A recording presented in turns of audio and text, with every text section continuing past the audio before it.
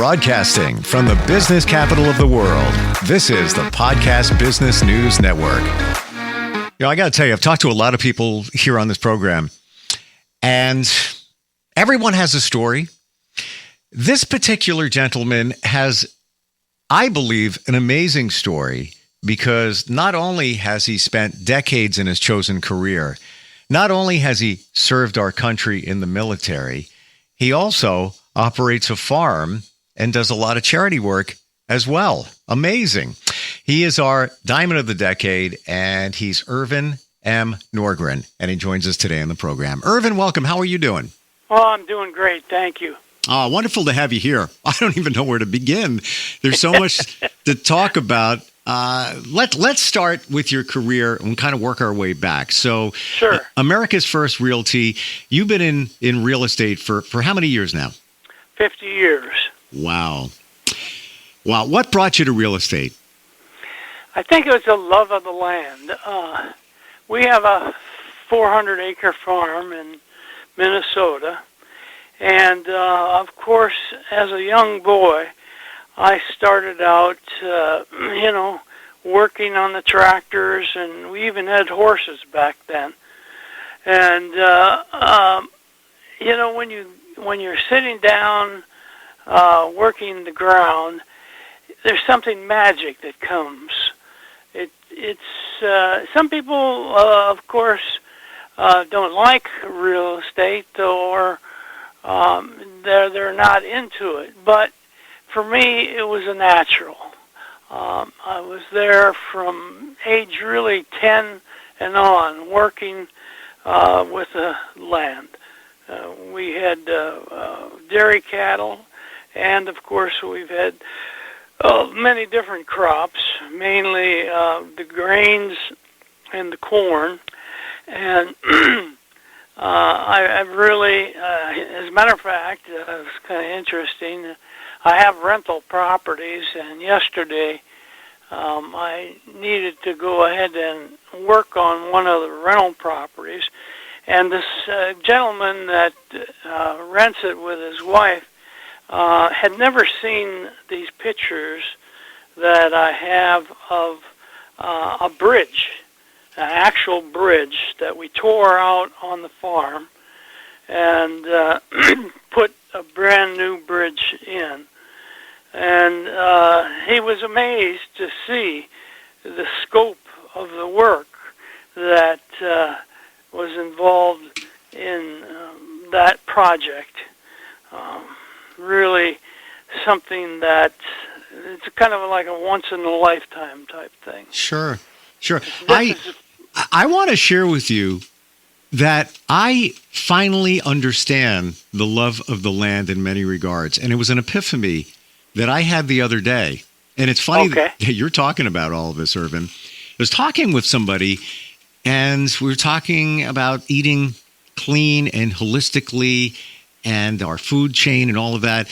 And I realized that everything comes from the dirt. Everything. It does.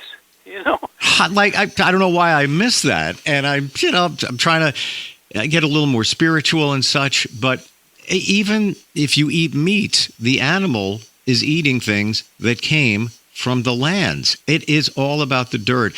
And I sold a house about a year ago, and I didn't realize until I sold it how much I loved working in the backyard, gardening, landscaping, just crawling in the dirt. I'm not even kidding. Mm-hmm. There's something, and I believe you've realized it many years ago, something therapeutic about connecting with the land, right? Absolutely. The real estate thing, was it the land, and then you realize, well, you know what? I love connecting people with properties, whether it's residential, commercial. Was it that connection as well for people? For me, it was something that just developed because what was going on in Vietnam. We had an entirely different force then. Everything was geared to, having people go to a war zone without being volunteers as we have now.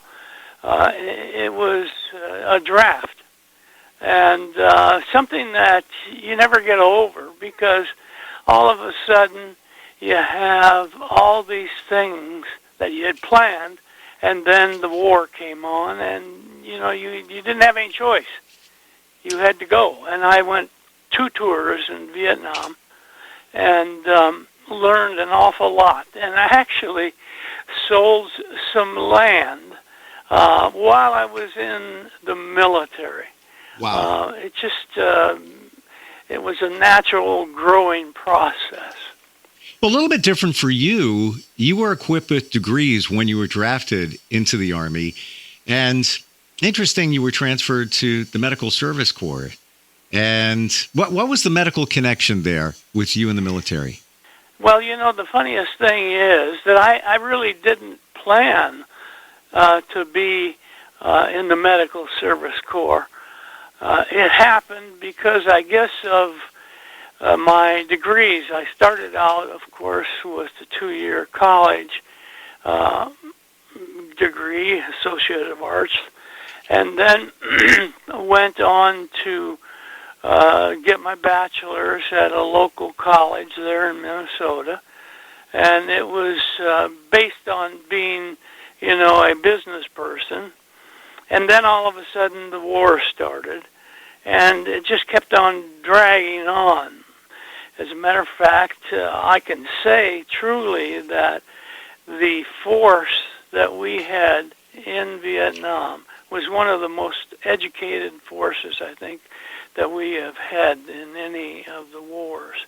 But when I started this process of the military, one of their requirements was that I have a graduate degree.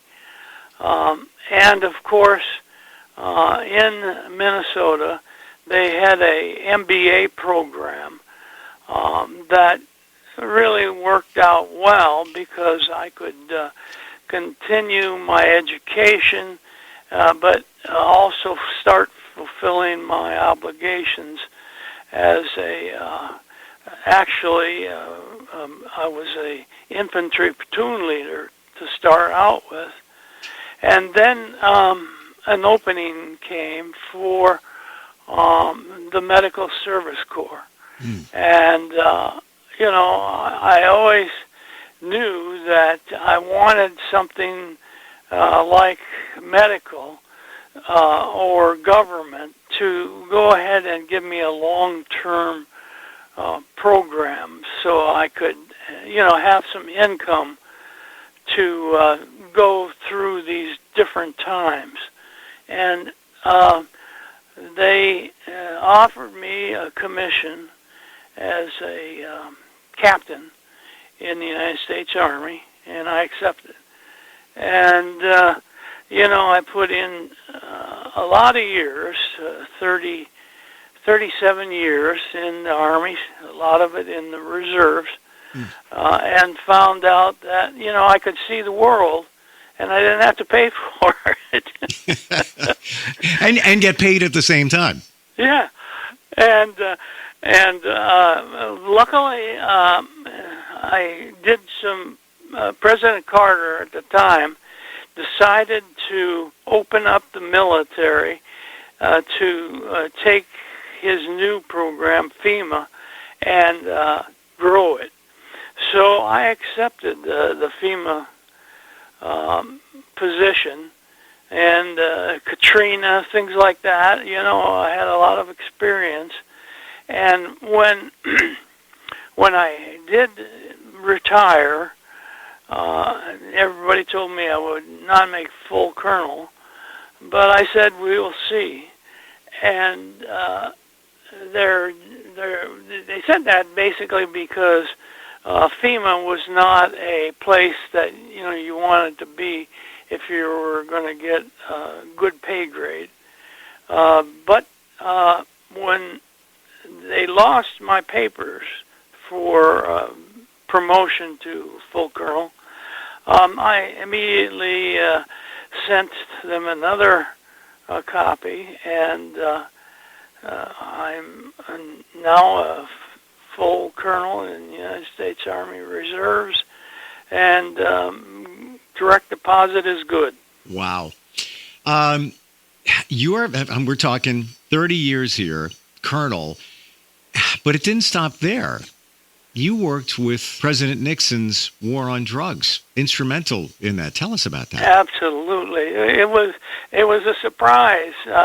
We didn't see it coming, but they gave us a notice that within 48 hours there were 4 C-5A planes coming from the States to Vietnam, and they had the positions all identified, and the personnel were on their way. And that was our job. All of a sudden, we had to do the normal. I was a medical service corps officer with the 9th Med Lab, and our position, personnel, all that stuff just ballooned. We had to set up not only this kind of a difficult word in a way, but it describes it very well. We had these lieutenants graduating fresh from infantry OCS, going to Vietnam, not knowing what they were going to do, and here they were put into the field to do nothing but put people in a line and tell them they had to urinate in this small container so that we knew who was on drugs, and then we had to go ahead and establish these places where they would be detoxed, because of course we had the information that they were on drugs and they needed to be rehabilitated before they were allowed to go back to the States. Wow. So it was a huge, I never saw so many generals in my tours. They just were all over the place because, of course, their careers depended upon this program working, and it did. You were already in the military at that Yes. point for a number of years, Ervin, and then you got the call to hop on aircraft and head out. Were you nervous at that point? Well, the whole thing about war made me nervous. Sure. I hadn't planned on carrying a gun, and I was trained to use it, and it's a scary situation, but you get used to it. It's in your DNA, I guess you could say, that when something comes up, somehow or another, you do it, and things went well. Did you get to a point where you just, like you said, you just do it, you expect it? Honestly, in my journey, I gravitate to this mantra, one of many, but even in the last 5 years, nothing surprises me anymore. I used to get surprised. Oh my gosh, look at that. Oh, we got to take care of that. Now it's just like, all right, on to the next thing. Did it kind of, after a while in the military, feel that way? It's just, that's my job. I'm hopping on that plane. You get used to it. It's kind of hard to, people who haven't been there, they understand. And then, of course, as your life matures and you go on to different things, it comes natural. It's just part of that training, I guess, that is involved in that type of a situation. Tell me about Dr. Cox. He was, as I understand it, very instrumental in your life. He was a bachelor, and he was in charge of that program that at first was fledgling, but it grew like crazy because of his leadership. Dr. Cox could identify with almost anyone, and he was in charge of that MBA program. And he hired me a small job, but I worked 3 jobs while I was going to graduate school. And he was just such a leader that knew what to do and when to do it. Even towards the end, when we went ahead and were getting ready for graduation, he invited us over to his house, and he bought a case of beer. And he said, you have to learn to act under different conditions. And, of course, in the business world, people drink. Naturally, in the military at that time, people drank a lot. And, it was a coping mechanism, I guess. But he even jumped in a plane after I graduated and came back from Vietnam. And he visited me and gave me more leadership that was necessary to continue to grow in the real estate business. Well, just a wonderful man. When we talk about leadership, the real estate is America's Realty group, right? In your hometown there, your area. Yes. And you lead a team. You have agents that yes. that are underneath your regime there, your leadership. What do you instill in them when it comes to working with real estate and just principles in general? Well, I think that the first thing that they need to understand that it's not a cakewalk.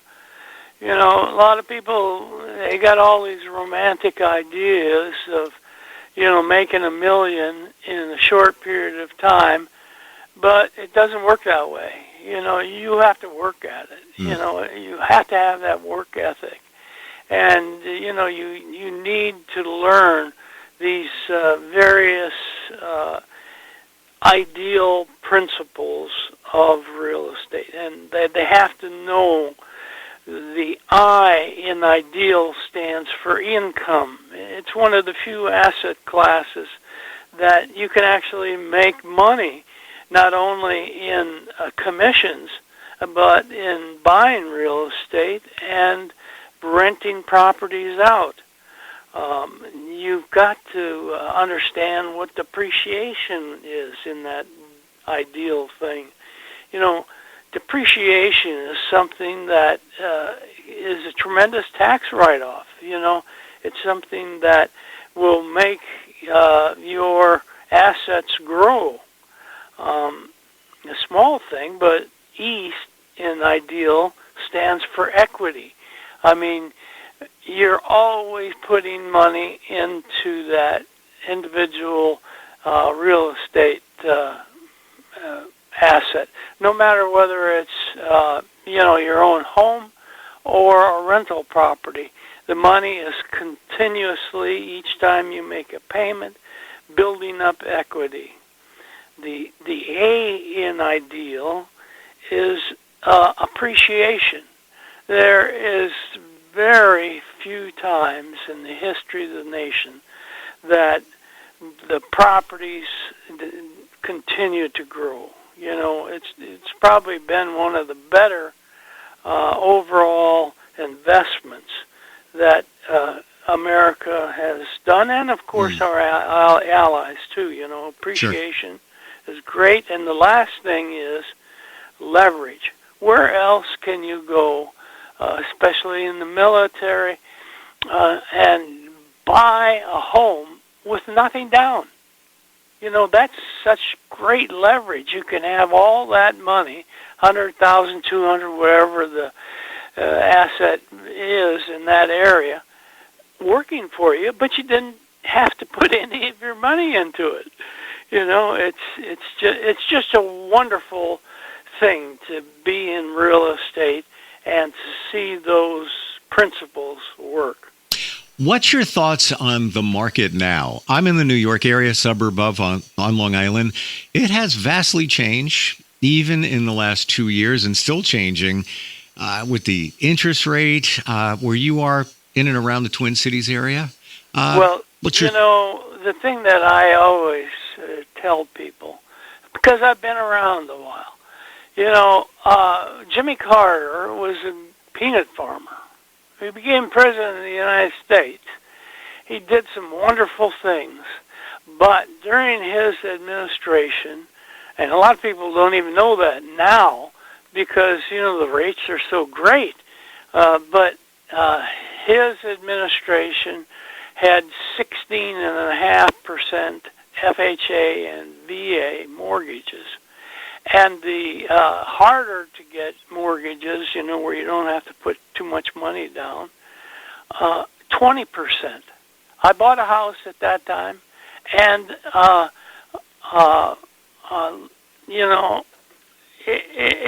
it's showing that today the interest rates are low.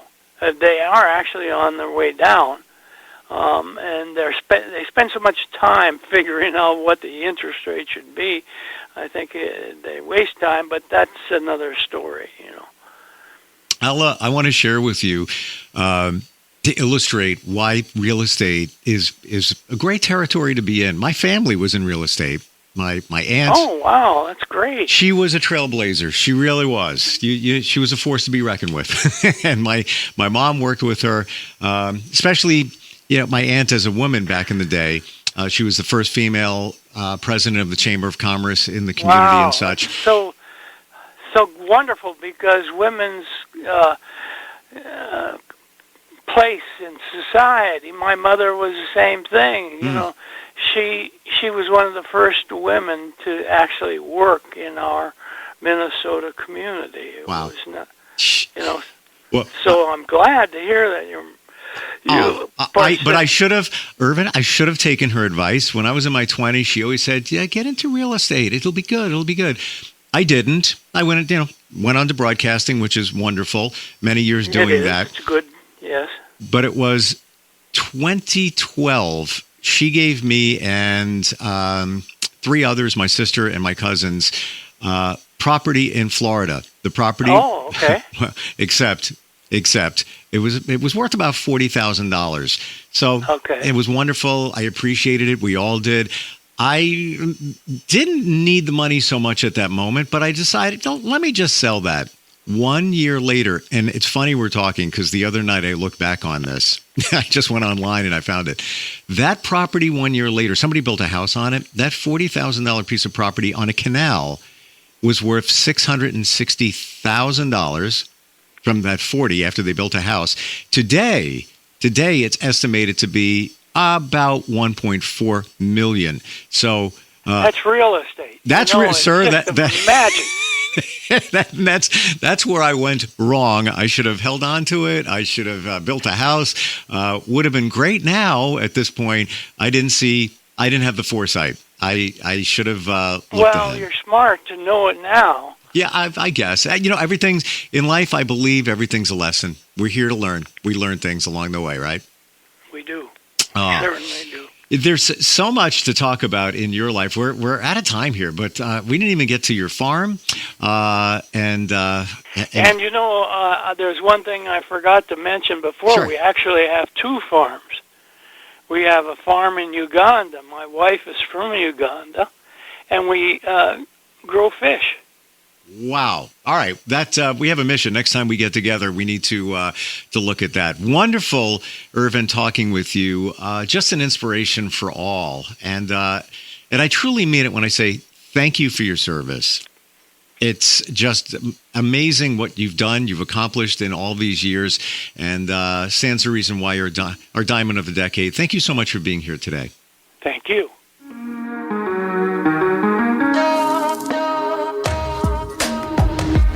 Broadcasting from the business capital of the world, this is the Podcast Business News Network. Hey, Dad, how do airplanes fly? What's in this box? Can I touch this? Where does sand come from? Is this tree good for climbing? What happens if I mix these two things together? How are babies made? What does this thing do? Kids are curious about everything, including guns. Talking to them about gun safety in your home is a good first step, but you can do more. Always keep your guns locked, unloaded, and stored separately from ammunition. Storing your gun securely is the best way to prevent family fire, including unintentional shootings. For more information on safe gun storage and ways to keep your family safe, visit endfamilyfire.org. That's endfamilyfire.org. What do we keep in the attic? What's this thing called? Can I ride my bike backwards? Like I said, kids are curious. It's up to us to keep them safe. Brought to you by End Family Fire, Brady, and the Ad Council.